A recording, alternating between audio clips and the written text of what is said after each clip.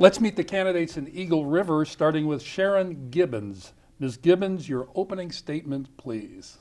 I'd first like to just say thank you, Michael, and Alaska Public Media for having me here today. It is an honor for me to be here. As Michael stated, my name is Sharon Gibbons, and I'm pleased to be a candidate for the Anchorage, Alaska District 2.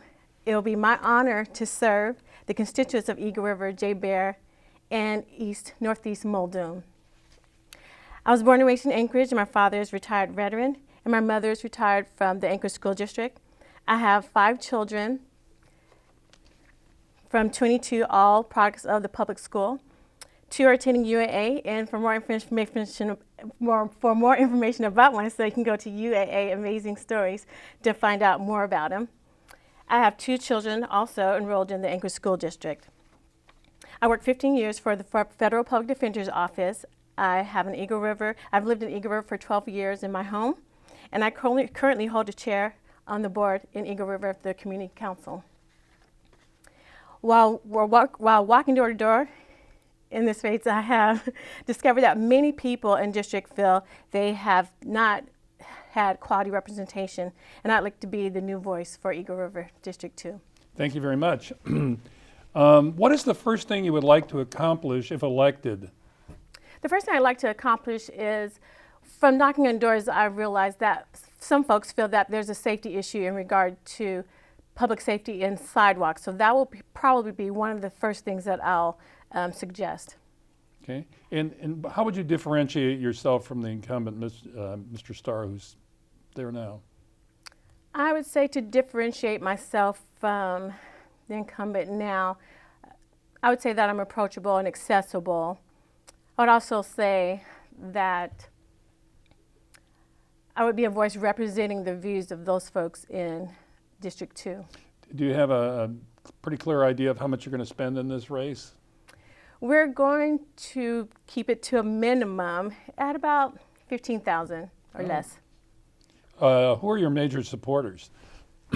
My major supporters have been my friends and family, actually. Okay. The dispute over the Sullivan administration's revisions of the labor law have dominated the Assembly news for more than a year now. Do you support the changes in the labor law or not? Why or why not? I support what's best for the constituents. I support what's best for those folks that are part of the union that are feeling the effects of Mayor Sullivan's decision. I think we can revisit that to see how we can work towards bettering resources for those folks that are in the unions. They have families and they have different needs that would require benefits, and so I'd like to see if we can revisit that. The referendum on the labor law that was brought about by initiative, or rather by gathering signatures, is going to be on the ballot in November, not in April. Do you think it should be on the ballot in November or should have been on in April?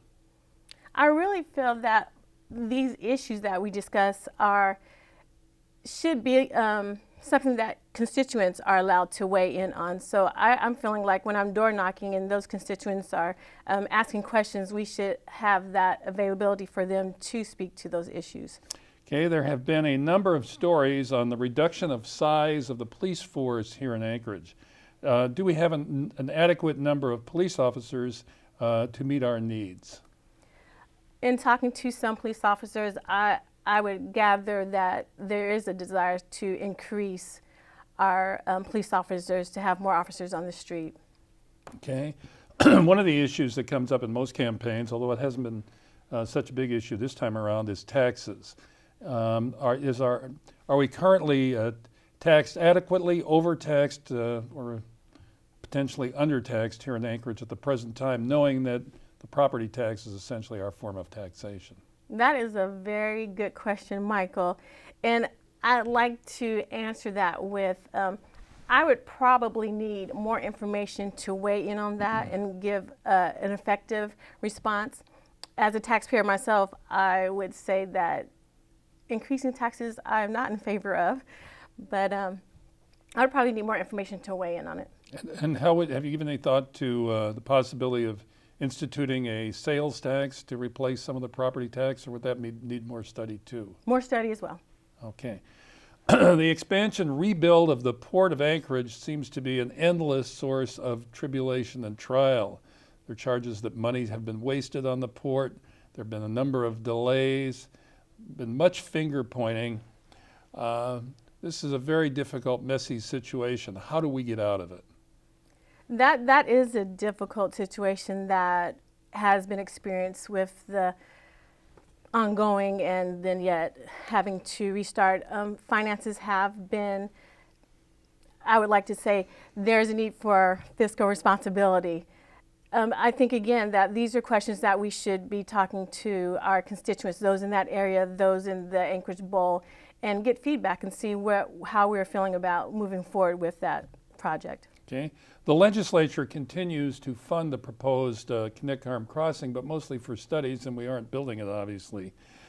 Is there going to be a crossing in our future, and do you favor or are you opposed to the Knickarm crossing? Is there going to be a crossing?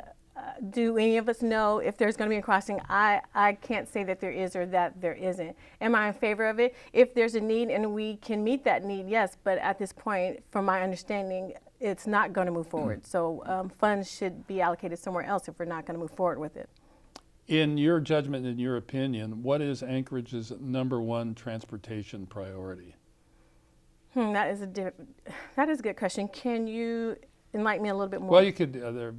Some people would say maybe we need certain roads in certain places. Some people say maybe it's public transportation. Some people say the airport needs to expand. That was what I was thinking of in the way of transportation. Some people might even say bike trails. I've talked to some constituents that think that bike trails would be significant. I, on the other hand, live in Eagle River. I think public transportation would be adequate in that we do not have a route that moves around the Eagle River District or the J. Bear or Eklutna District. We have one that goes through and makes a few stops, but not to get us around the Eagle River area. So I would like to look at that. You mentioned Eagle River, and you've mentioned it a couple times here. What makes Eagle River either different, special, unique, or part of the Anchorage community? I think that Eagle River is unique in that we have folks that love nature. They love the community feel in Eagle River. My neighbors and I, we're close. If I needed something, I could go to them. I think that is what is very different and unique about Eagle River is that community feeling, and we want to keep that community feeling. Okay. Alcohol continues to be involved in a disproportionate percentage of crime and disorder here in Anchorage. What can be done to reduce the damage alcohol does to our community? I think if we have incentives for those folks that have found that they are drawn more to alcohol and the use of it, incentives to stay clean, incentive programs that allow resources to help them to stay clean and stay away from alcohol, dealing with the root of the issues rather than the outcome. Okay, and the number of street people here in Anchorage fluctuates, but the homeless are a permanent part of our community. How can we reduce their number and the friction between street people, homeless people, and the rest of society? That is a difficult question in how to appropriate funds, how to accommodate those folks that are homeless. I'm sure they probably don't want to be in that situation. So the more resources, the more research that we have to reach them would be some type of resolve. Now, you mentioned earlier at the beginning you worked for the Public Defender's Office. Yes. I would imagine if you didn't see the homeless people necessarily, you might sometimes, but you see people certainly whose life hasn't worked out for in Anchorage. Yes, we do. I did see that quite often. And what did you learn from that experience? I would say the most important thing that I've learned working at the Federal Public Defender is that education is the key. It's an opportunity to gain information to apply for life skills and what have you. Without education, it is difficult to move forward in any area or any realm of life. So I would say that education will be the catalyst to any individual if they want to move forward. And in that context, you were a student at the Anchorage Public Schools, is that correct? Yes, yes. And your children are now, right? Yes. So what kind of evaluation would you give to the Anchorage Public School District, and what would you recommend if you were a public figure, understanding that you wouldn't be on the school board? Right, right. I have had a positive experience with the public schools. My children, for the most part, have had positive experiences, and all of them look forward to moving forward in their education. My daughter, I would like to share, one of my daughters had an experience at the school that she attended, and the school, the Anchorage School District, the teachers, everyone just rallied around her in support. So I would give the Anchorage School District a thumbs up for just the community feel that we experienced there. So moving forward, I would say that if I were in that seat April 1st, I would definitely look forward to moving forward and working with the Anchorage School District to alleviate those situations that they are involved in now with the budgets and what have you. Okay. I've been asking people, the candidates, what do you like best about Anchorage? What do I like best about Anchorage? I think I love the beauty most of all, and the natural sense that we have here of wildlife and the trails. It's just amazing, the beauty that we have here in Alaska. We have all this beauty in our backyard, and I embrace it. And if you got to be the Tsarina for a week, what would you change about Anchorage, or what needs, in a serious mode, what needs to be fixed here? Well, as you did mention earlier, the inebriates, that is a situation that we should look at. It's something that we want to look at on a humanistic approach as well as a political, but we want to look at it with a humanistic approach, and how can we help them to further along their lives so that they can be contributing citizens. Sticking with that, apparently it's pretty obvious a number of those people are mentally ill. It's not just a matter of willpower. Right. How should government or perhaps faith-based institutions address that when we know some people definitely are not in control? Exactly. I think we can have a partnership where faith-based and the community work together to bring or meet the needs of those folks that are finding themselves on a hard walk in their lives. All of us need help at some point in our lives or another. I have, and I'm sure everyone has. I think they're in a point in their life where they do need that help, and without that help, they probably will not move forward in life. Okay. If you visit our libraries, anybody who visits our libraries finds them crowded. But are we appropriating enough money, providing enough resources to meet the needs of libraries and their patrons? Are we meeting the needs financially? That is a good question. Are we providing enough money to do the job they need to do?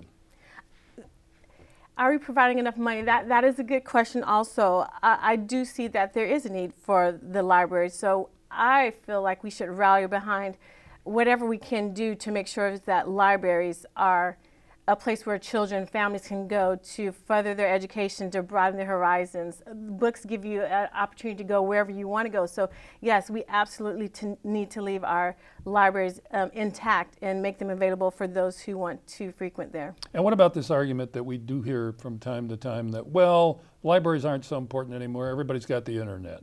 What do you think of that? I beg to disagree. Just Google. I beg to disagree, because there's an opportunity to have a hands-on. Some people learn better when they have a hands-on approach. And Google, you can't go to Google and have someone at the library read a story. You can only go to the library and have someone read a story. And children, when they're interacting with that humanistic approach, that person that is reading to them, showing them kindness, they sometimes connect better and they have that emotional impact. So I think there is a place for libraries. It's knowledge is power. I believe that libraries should always be in our communities. Okay, finally, there have been a number of shootings by the police in the last year, which perhaps, and in fact we know a number of these people were involved in criminal activities. Some people find them troubling. In about 30 seconds, what do you think? Are these troubling, police shootings? I think our officers are doing the best that they can do and will do under the circumstances. I believe they've been trained. I believe that they are going far and beyond to protect the community. And if in that moment between life and death, they are using instinct, which they have been trained to do. So I'd like to say that we can trust our police officers to do the best for the community. And we're going to have to leave it right there. Thank you, Ms. Gibbons.